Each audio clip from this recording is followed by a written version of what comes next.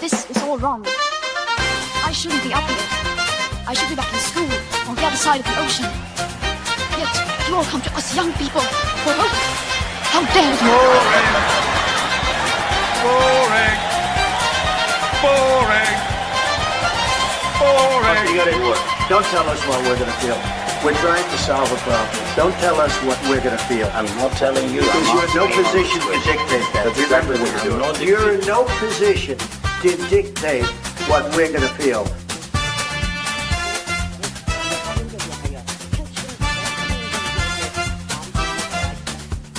I call again for an immediate ceasefire in Gaza, the return of the sausages, the hostages.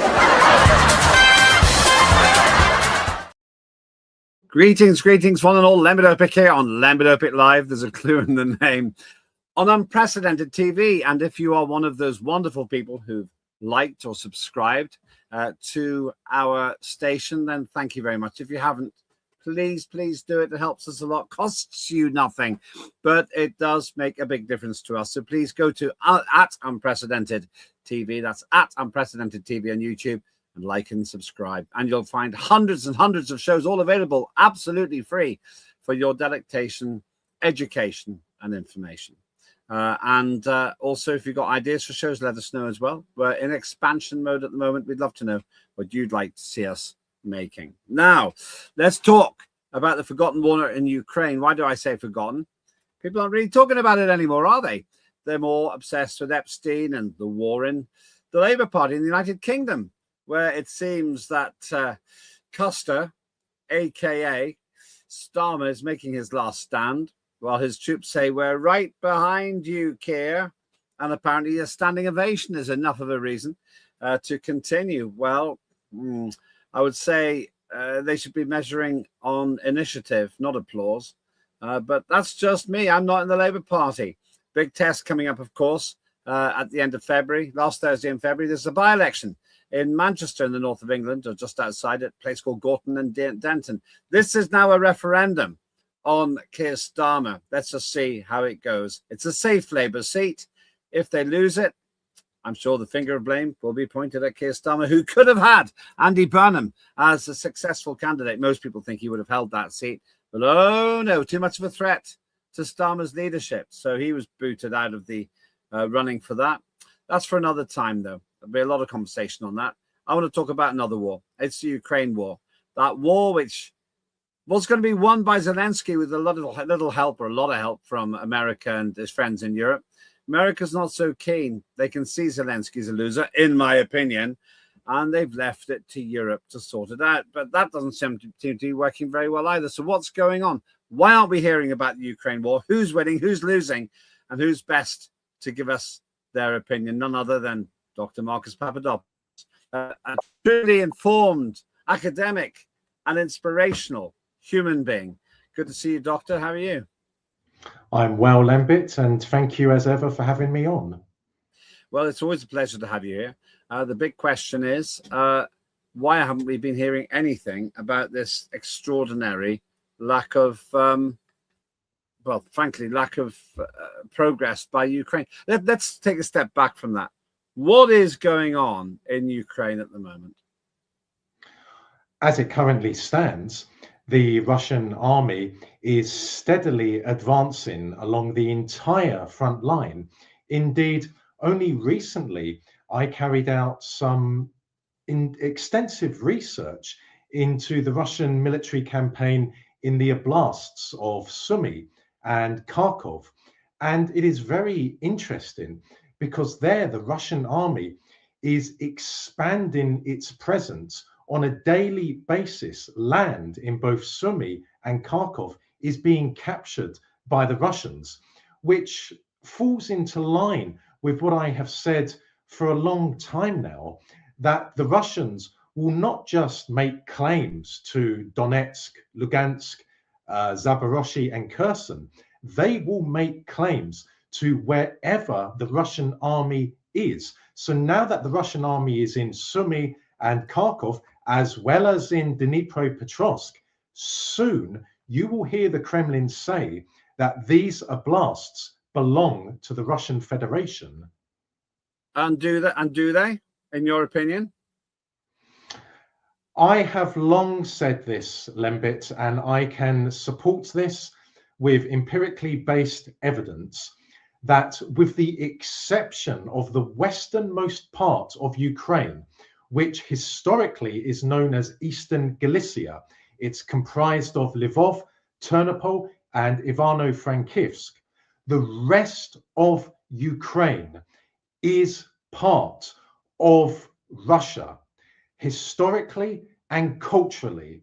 If you look at how the population of the Ukraine voted in the March 1991 referendum in the Soviet Union, over 70% of the population voted to stay a part of the USSR.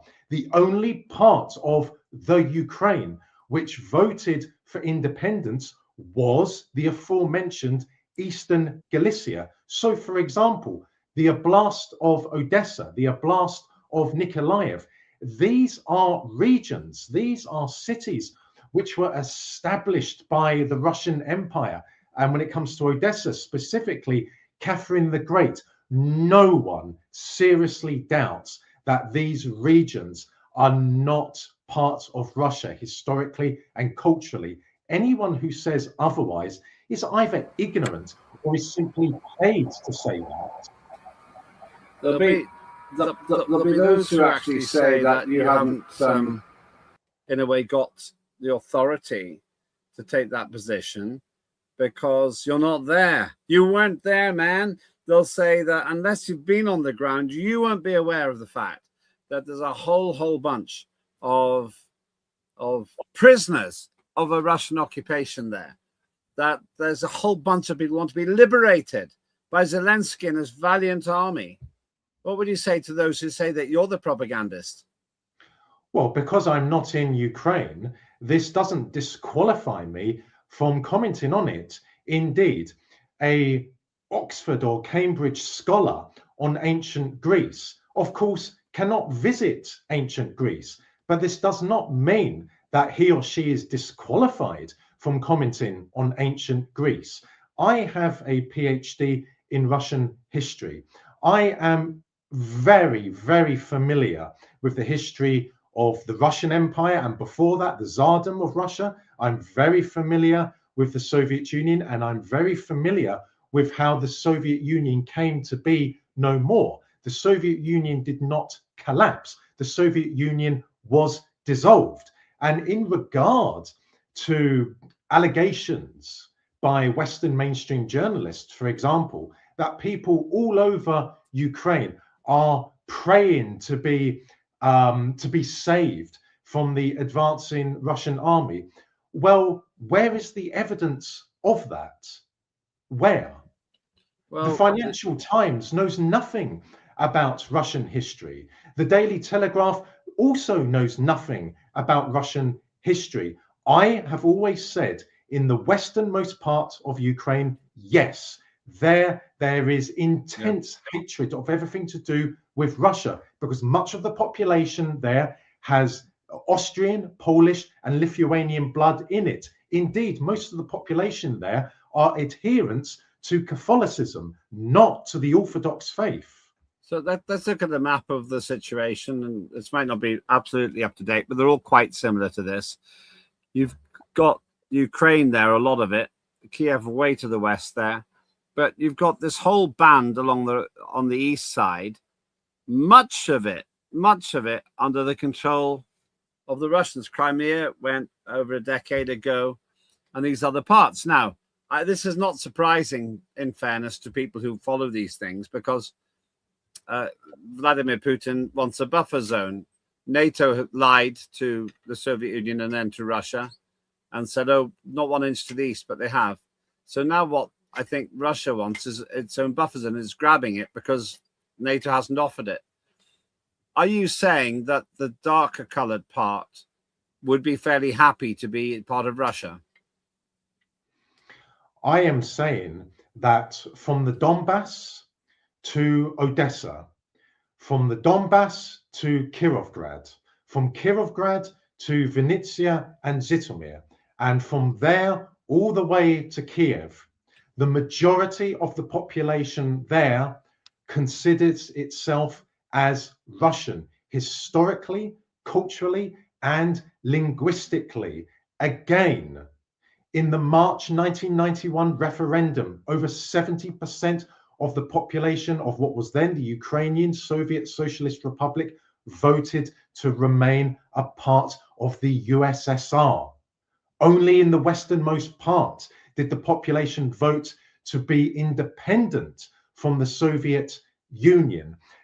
Ukraine, like Kazakhstan, like Belarus, are artificial countries. Their independence came about as a shock to the populations of Kazakhstan and Belarus and Ukraine. That's not Russian propaganda.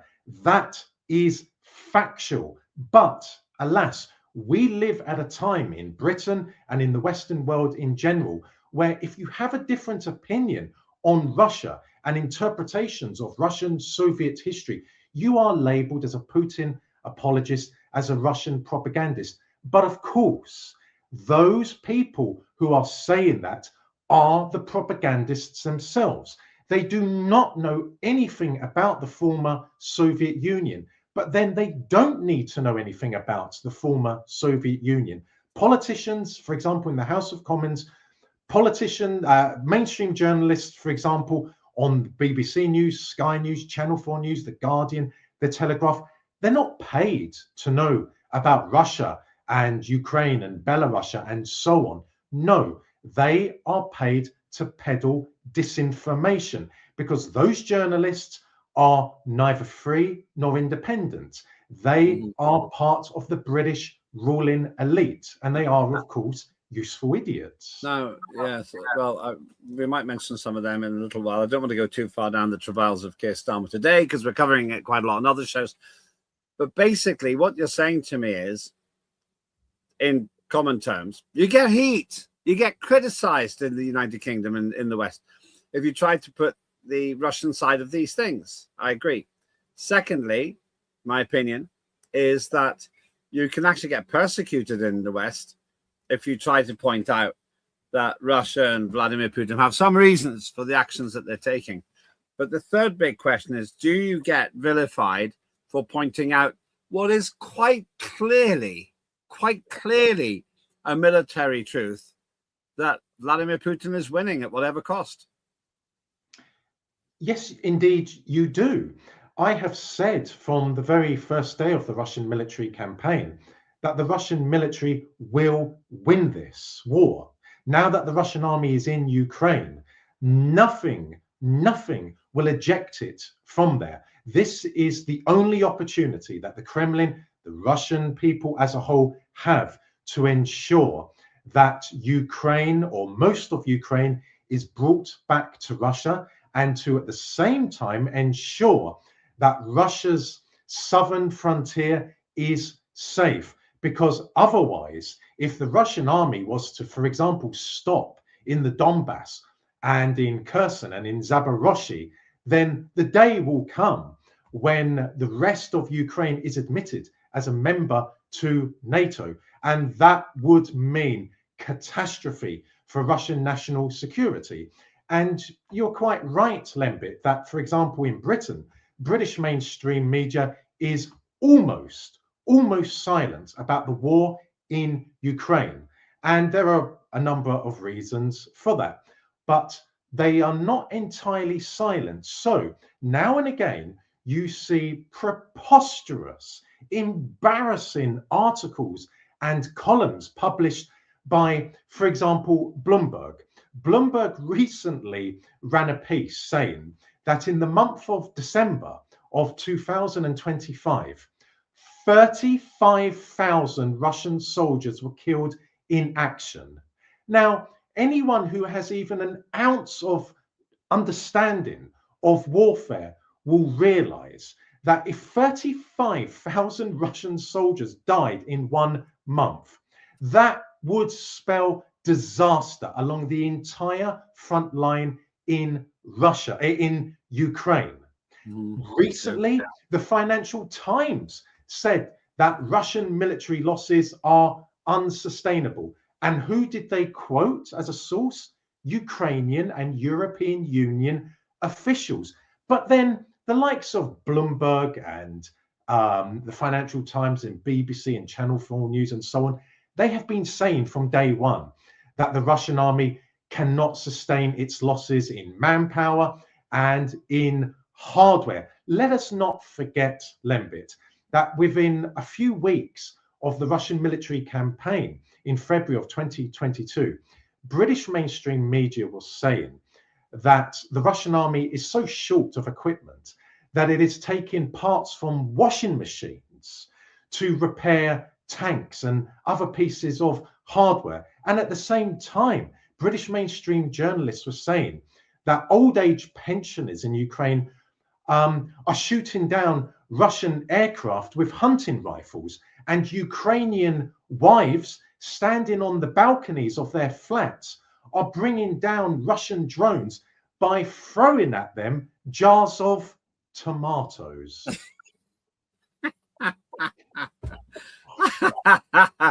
You can imagine a cartoon. It sounds like The Simpsons or something like that.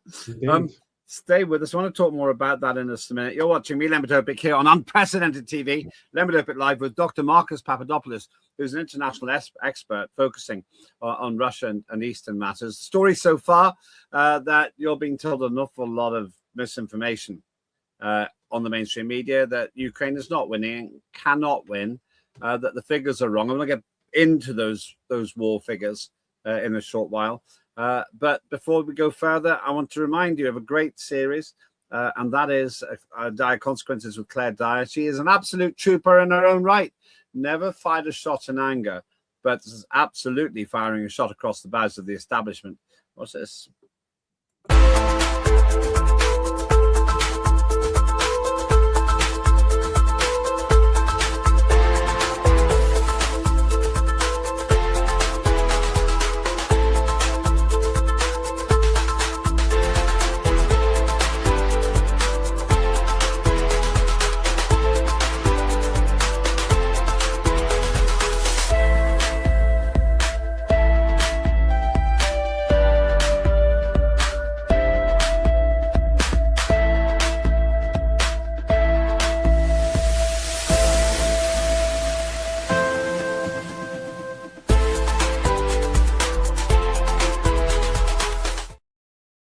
Find that on the archive. Don't forget to like and subscribe at Unprecedented TV on YouTube. We're talking about the situation, the real situation in Ukraine. How many are dead on which side and who's winning? Still with me, Dr. Marcus Papadopoulos. Marcus, I want to get back to the figures you were talking about there. All kinds of different figures being bandied around. One of them is this one. If we can just get rid of the thing at the top there, that we can have a proper read of it. All kinds of figures, and it can get quite confusing. This one: 55,000 Ukrainian soldiers killed in war with Russia. Zelensky says that sounds like a phenomenal underestimate to me. Lembit, I do not profess to know the exact figures as to how many Ukrainian soldiers have died and how many Russian soldiers have died. Suffice to say that 53,000 Ukrainian soldiers have not died in this war so far. Indeed, it is well in excess of that figure. It is a catastrophic number. I would put, by going by independent sources, independent journalists, independent military tacticians, going by their work and my own knowledge of how Russia conducts warfare, I would say that at a minimum 1.5 million Ukrainian soldiers have either been killed, wounded, lost in action, or taken prisoner. Indeed, I believe that figure is closing in on 2 million. One of the ways I can corroborate that is by saying this: why is it even by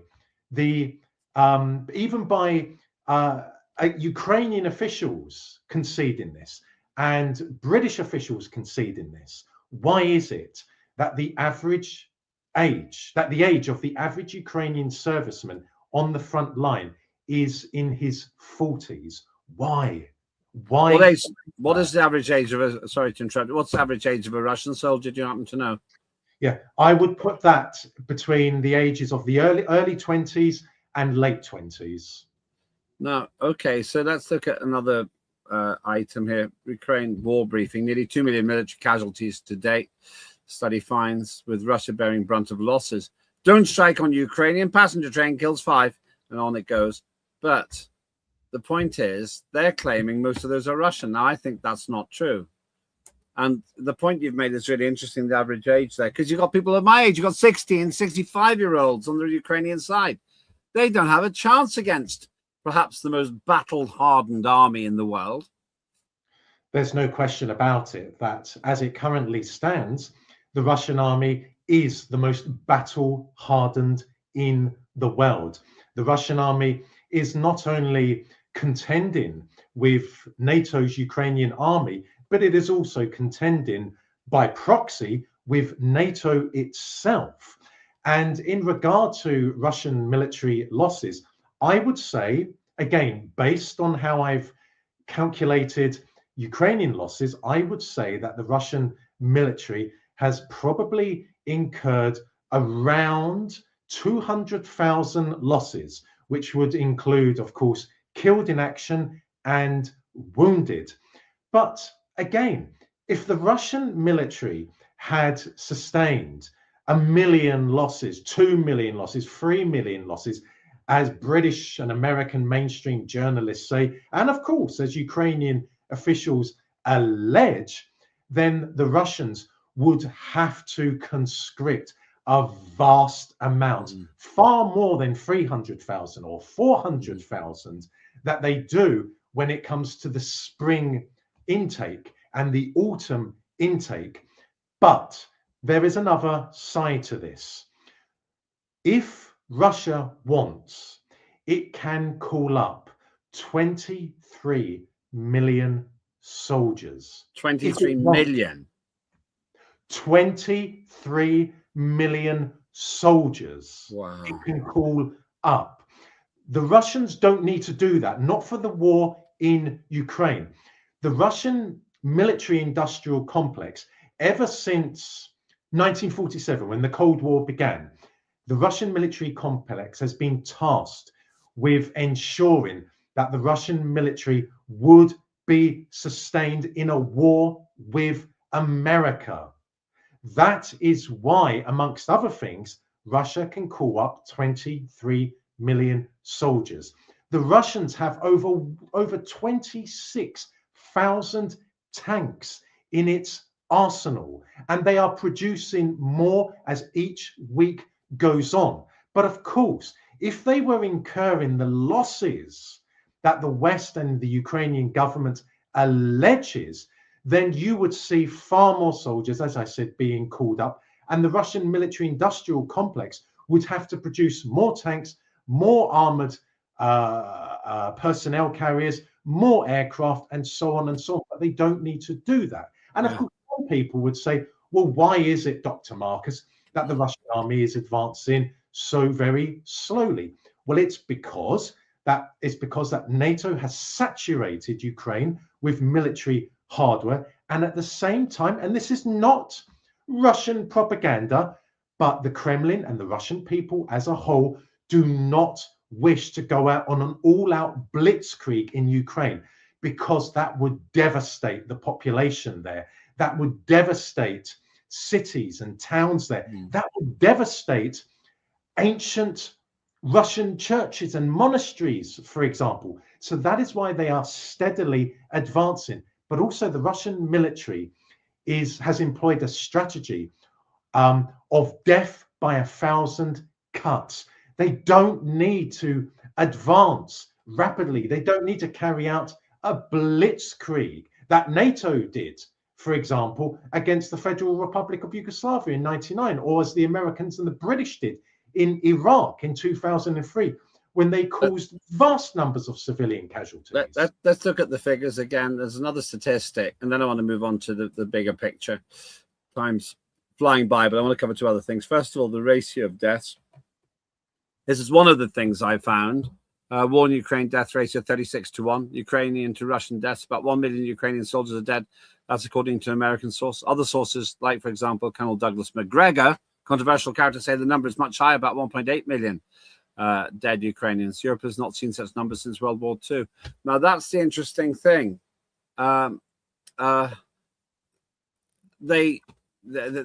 Every assessment I've seen puts orders of magnitude more dead Ukrainians in the frame than Brits. Warren Thornton is a regular contributor to our station. He says it's between 25 and 33-1. Now, you could say, oh, they're all getting propaganda from the same place. But those figures, can you just get that up again? Thank you. Those figures seem to suggest that the Ukrainians are losing hand over fist. 100 dead Ukrainians per dead Russian. It's still tragic for the Russian families, but it's 33 times worse, maybe 18 to minimum 18 times worse for the Ukrainians. And this seems to me unsustainable, because as far as I understand it, Marcus, all that Zelensky is achieving is more death and more loss of land. They either lose the land peacefully or they lose the land violently. Based on what I know, I'm not prepared to accept that nearly 2 million Ukrainian soldiers have died.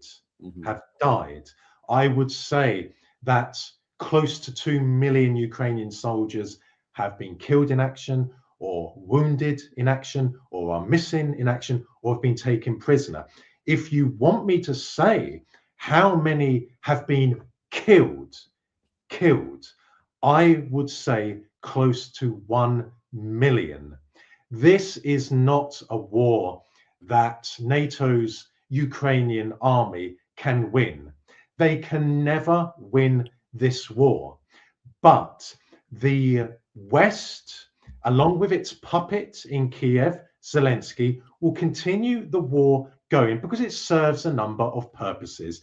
They are trying to inflict a strategic defeat on the Russian army. They are trying to kill and wound as many Russian soldiers as possible in the hope that this will have dire consequences for the Russian economy, and in the hope that the Russian public will turn on the Russian government. Well, neither of those will ever happen.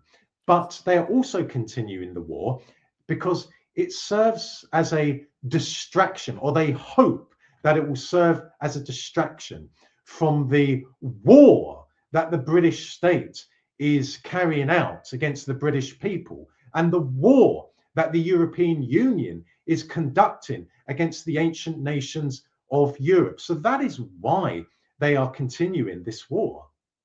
Yes, well, we're back to this situation here. Ukraine war later, Zelensky wants to risk Russia could strike bilateral deals in Ukraine without Kiev. And it seems to me that they would rather carry on the war than having some kind of a deal. The actual article in a different context goes on to talk about, it's a very recent article, if you're watching this live, about the risk of a deal by June.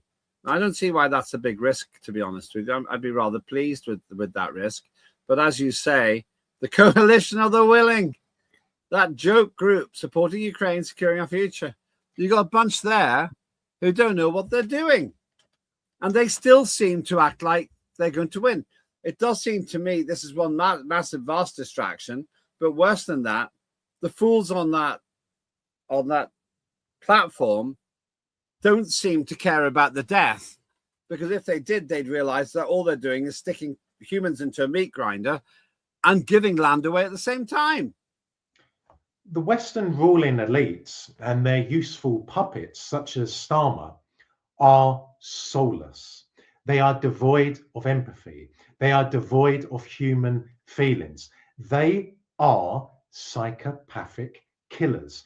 Just look at, for example, when they conducted war against the Federal Republic of Yugoslavia in 1999, they dropped depleted uranium on Serbian civilians, which inevitably caused a massive increase in cancer rates in Serbia, causing massive numbers of Serbian men, women, children, and elderly to die, and to die horrible deaths from cancer. So they care nothing for human life. And the likes of Starmer and Macron and Merz, again, they have no power. They are merely puppets. If Starmer resigns, well, it won't be because he's taken that decision. It will mean that the British ruling elite have told him his time is up and he is to resign. But nothing will change in Britain because Starmer is merely a puppet. And whoever replaces him, for example, the moron Angela Rayner or whomever, will simply continue the same agenda. And I will very quickly say this, Lembit, that the Epstein files are merely the tip of the iceberg, which demonstrate the depraved nature of the British ruling elite and the American ruling elite and their friends and allies across the world. So you reckon it's what's called in magic circles, it's called misdirection. You're saying even the Epstein files might be an aspect of misdirection, but I tend to agree with you, though. I really want to get to the heart of it because I think there's a huge amount of people being caught red-handed in those ruling elites by the Epstein thing, which is why it's so hard to drag the truth out of these people. But with Ukraine, you've got those people, once again, if you just have another look at those people so self-satisfied. And while they're doing this, you've got people grieving the deaths of their loved ones for no reason. I can't see any reason. I sound like a propagandist now, but I can't see any reason to pursue this because together with the loss of lives is the loss of land. Is there any scenario in which you think this is worth doing? Regrettably, I do not believe a peaceful solution can be found to the war in Ukraine. I believe it will end on the battlefield and it will end in a Russian victory. You're not a propagandist for saying what you just said, Lembit. You just said what you said because you care for human life. You do not want husbands, sons, fathers, and uncles 6 feet under. But the British ruling elite, the American ruling elite, the European Union ruling elite do. They will sacrifice anything to achieve their geostrategic objectives. That is why they are some of the worst criminals in recorded history. And I don't say that lightly. I truly mean that. They are guilty of some of the worst crimes against humanity in recorded history. And I sincerely hope, Lembit, and I pray that the day will come when the British royal family and the British aristocracy and the media elites in Britain and the media barons in America and the rest of the American ruling elite and the NATO leadership are put before a court of law and are tried for crimes against humanity and are found guilty and are sent to a Victorian-style prison for the rest of their lives. Because societies across the Western world, Lembit, would be a far better place without the presence of those malignant cancers in it. Powerful words and a good place for us to end. I think you've actually opened up a whole new debate. Who are the elites? What are they doing? What's their goal? Let's not go into that now. I'll just finish with one other question, and it's a guess. On what date do you think the fighting will stop? That is an impossible question for me, indeed for anyone else to answer. But I believe that at some point soon, relatively speaking, perhaps in the next year, you will see all of a sudden a breakthrough by the Russian army. And I believe that that will bring the war in Ukraine to an end. I believe that once the Russians are in control of most of Sumy and Kharkov, then the next part of their campaign will be Kiev. And Kiev, and I mean the city, not the oblast, the city of Kiev and the oblast will fall very quickly. Kiev is very close to the Belarusian border, very close to the Russian border. And of course, Belarus on paper is independent, but de facto, it's a part of the Russian Federation. The Russian military is present in Belarus. The Belarusian armed forces are de facto part of the Russian armed forces. And it wouldn't take much, Lembit, for the Russian military operating from Belarus and from Sumy to strike at Kiev. And I say Kiev, not Kiev, Kiev, because for over 1,000 years in the English language, the city, the mother of all Russian cities, was known as Kiev. It wouldn't take much for the Russian military to capture it when the day comes that they decide they are ready to do so. Thank you so much. That's Dr. Marcus Papadopoulos. You have your say as well. You can do that on X at Lembit Öpik, or indeed at Unprecedented TV. Or best of all, please like and subscribe to our YouTube channel at Unprecedented TV. I'll finish with this thought. This war has been bloody. It's been messy. I believe you've been lied to about the numbers. I'm sure that Ukraine is losing orders of magnitude more people than the Russians. It stands to reason a conscript army against a professional one who's going to win. It's pretty obvious. And the land is being lost all the time. You're not hearing much about this on the mainstream because it's an inconvenient truth.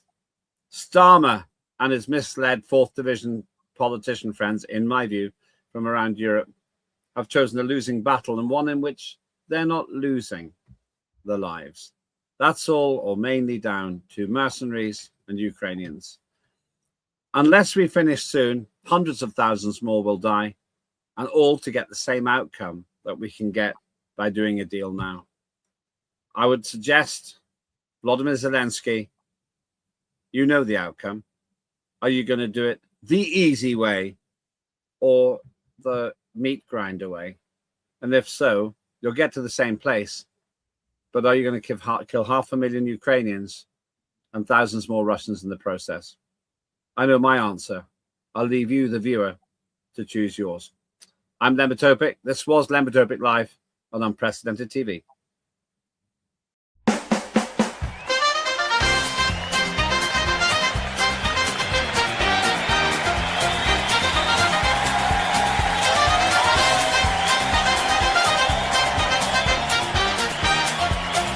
Immediate ceasefire in Gaza, the return of the sausages.